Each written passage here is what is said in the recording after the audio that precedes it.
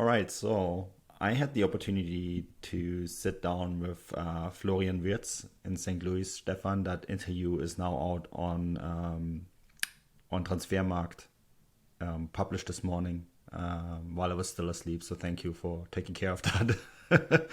um, but I thought it was really interesting talking to Florian in St. Louis. One of the first major interviews he's actually given to any outlet, and uh, we there's been a lot of rumors about Barcelona. And what was your takeaway from what he said about the Barcelona links? That he was actually not a Barcelona fan, but a Lionel Messi fan. Is this PSG now rubbing their hands? Yeah, so a bit of inside baseball here. We were obviously kind of discussing what to ask him before you sat down with him, and one of the things I suggested was, well, there's this quote that he gave when the poor guy was probably still in primary school, or, well, Yeah. elementary school, I guess Americans would call it, where he said he was a big Barcelona fan, and it keeps coming up and up again whenever these relentless transfer stories come about. So I was like, maybe ask him what happened there, and as you said, he brought it up, and he said, look, I was never a Barcelona fan, I was a Lionel Messi fan, which I think is just extremely telling. I mean, maybe he's just trying to be polite and be coy as to where he could move, but he seems like a kid who kind of is pretty straightforward when it comes to stuff like this, and it wouldn't Yeah. surprise me if since he did say that, the idea of playing for Barcelona has kind of dropped off a cliff in that regard.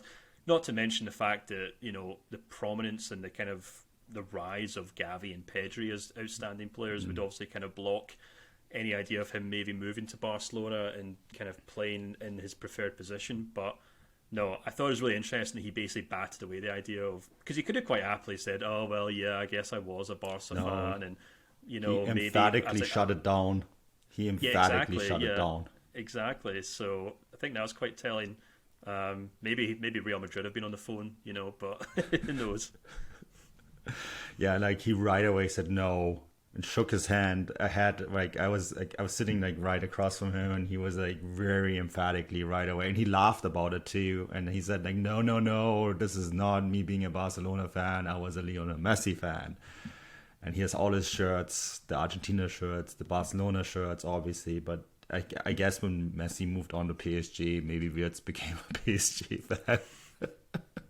We have to remember how young he still is, right? That's the other thing too. So And let me I ask you thought this it was then. interesting He's, too. he's, he's obviously always linked to Bayern Munich as well. He's Yeah. pictured with a Bayern Munich top at some point, which he kind of came out and said, well, look, it's just a shirt that I swapped with a player after a game and I've just trained in it. But Bayern or the other club he's constantly linked with, do you think that's something that is likely or less likely, or do you think it's Premier League or nothing at this point? I mean, we also talked to him about Jamal Musiala, right?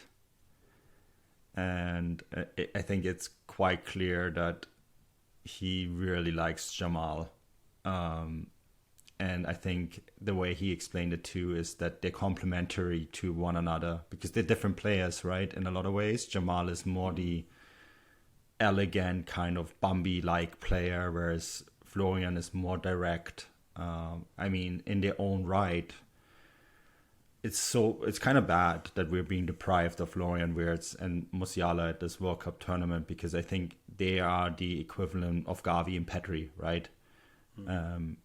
The ceiling for Wirtz is we talked midweek about how Germany doesn't produce many talents, and I guess the silver lining is that because Musiala obviously was produced in England, but the silver lining is that Wirtz exists, and when he does come back from his ACL injury, he will be an incredible player. I got to not only sit down with an interview for him, but I also got to watch all the training sessions when I was in St. Louis, and he looked great, Stefan. He looked really, really good. He looked like a player that had completely overcome his injury, and I think this is another thing that he said in the interviews, right?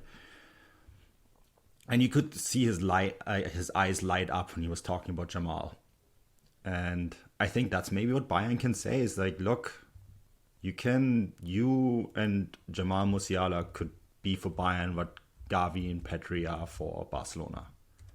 You could be the you could be the centerpiece of a team that is going to go forward for the next decade and not only dominate European football, but also leave a big mark on German football. And I think that is a good selling point in that regard. I know that Leverkusen will want at least 100 million euros. Yeah. So, which, I mean, my understanding has always been that he'll be basically priced out of a move to Bayern Munich if they did want him. yeah. Unless something very drastic were to happen. And the issue is that they don't really need him because they've already got a Jamal Musiala right there. So, you know, I'm still convinced that a move to the Premier League's the most likely one. Or maybe Spain, if, maybe he's brushing off the idea of being a Barcelona fan, but I'm sure if they kind of got their act together and had the money, then he would be interested. But I think because of his injury, it kind of pushes back any potential move at least a season. I don't think... Be very surprised. I mean, you never know. Maybe he comes back from the winter break and he has a great end to the season and then everything gets accelerated. But I'd be quite surprised if he did actually move in 2023. I think 2024 is maybe the most likely move for him. And then who knows who will be top of the pile at that point. Yeah. I think we have to remember how young he is. You really see it when you sit across someone like that too. 19 is a very young age. I've spoken a few times to Jamal Musiala as well, right? And you really realize it too. They're children. They really are still children. Great personality. I think he's very intelligent, and I think he's also being protected in the right way by the club and by the people surrounding him. And I think the right decision when the time comes will be made. I think I'm with you. I don't think it's going to happen in 2023. I think he's a player, when he's just recently renewed his contract, right, as well.